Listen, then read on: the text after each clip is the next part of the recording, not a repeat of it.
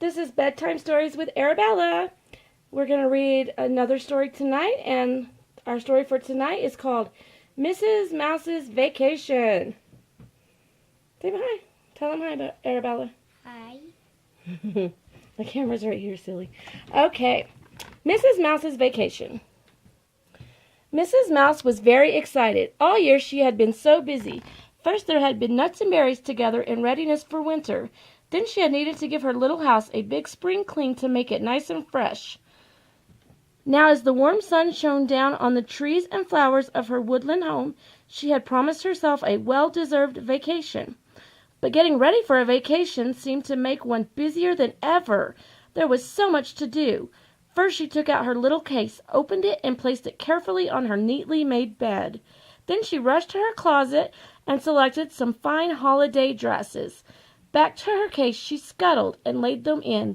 Now she chose several pairs of shoes, a nice pair of sandals for walking along the front in, a pair of smart shoes for shopping in, an even smarter pair for going to dinner in, and another pair just in case.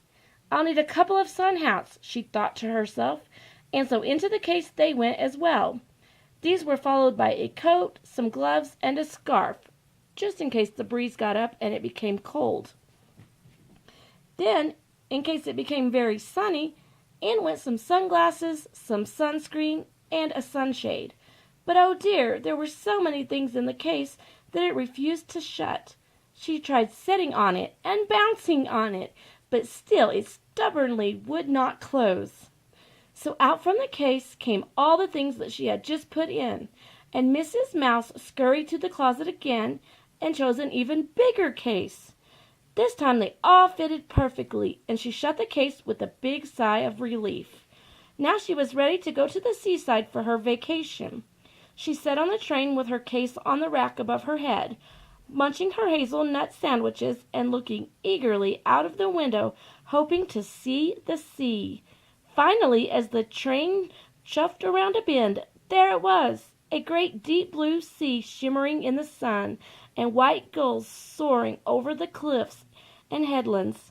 I'm really looking forward to a nice, quiet rest, she said to herself.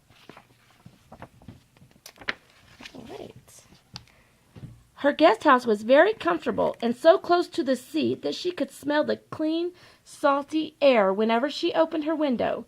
This is the life, she thought, nice and peaceful. After she had put her clothes away, she put on her little swimming costume and her sun hat and packed her beach bag. Now she was ready for some peaceful sunbathing. At the beach, she found herself a quiet spot, closed her eyes, and was soon fast asleep. But not for long. A family of voles had arrived on the beach, and they weren't trying to have a quiet time at all. The youngsters in the family yelled at the top of their voices, splashed water everywhere, and sent their beach balls tumbling all over Mrs. Mouse's neatly laid out beach towel. Just as Mrs. Mouse thought that it couldn't get any noisier, along came a crowd of ferrets. Now, if you've ever sat on a beach next to a crowd of ferrets, you'll know what it's like. They're noisy. Shouting and singing made Mrs. Mouse's head buzz. Mrs. Mouse couldn't stand it a moment longer. She was just wondering where she might find some peace and quiet when she spotted a rock just a little way out to sea. If I swim out to that rock, she thought, I will surely have some peace and quiet there. So she gathered up her belongings and swam over to the rock. It was a bit lumpy, but at least it was quiet. Soon she was fast asleep again. Just then the rock started to move slowly out to sea. It wasn't really a rock at all, you see, but a turtle which had been dozing near the surface. Off into the sunset it went, with Mrs. Mouse dozing on its back, quite unaware of what was happening. It was a turtle, and she went to sleep on it, and it's taking her out to sea. Well, let's see what happens to Mrs. Mouse. All right. Eventually, the turtle came to a deserted island. At that moment, Mrs. Mouse woke up. She looked at the empty beach, and without even knowing she had been sleeping on a turtle, she jumped off and swam to the shore, thinking it was the beach that had just left. Just then the turtle swam off, and Mrs. Mouse suddenly realized what had happened.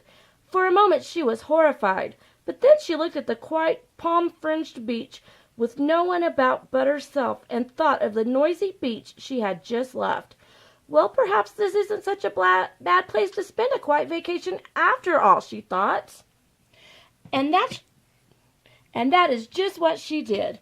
Day after day she lazed on her own private beach with no one to disturb her. There were plenty of coconuts and fruits to eat, and she wanted for nothing. She even made herself a cozy bed from palm leaves. Eventually, though, she started to miss her own little house in the woods and decided it was time to get back home. First she took half a coconut and nibbled out the tasty inside. "That will make a fine boat to sit in," she said. Next she found a palm leaf and stuck it in the bottom of the shell. She took her little boat to the water's edge, and as the wind caught her palm leaf shell, off she floated back to the boarding house to get her belongings. As she sailed back, she thought, "This is the quietest vacation I've ever had. I may come back here next year." And there is her little boat. She made it out of a coconut. Did you see that? That is cute. You like that? All right. Did you like that story, Arabella? Yeah. Yeah, that was a pretty good story, huh? All right, it's time for you to go to night-night now, my sweet dear. I love you very much. Bye. Good night, baby. I love you.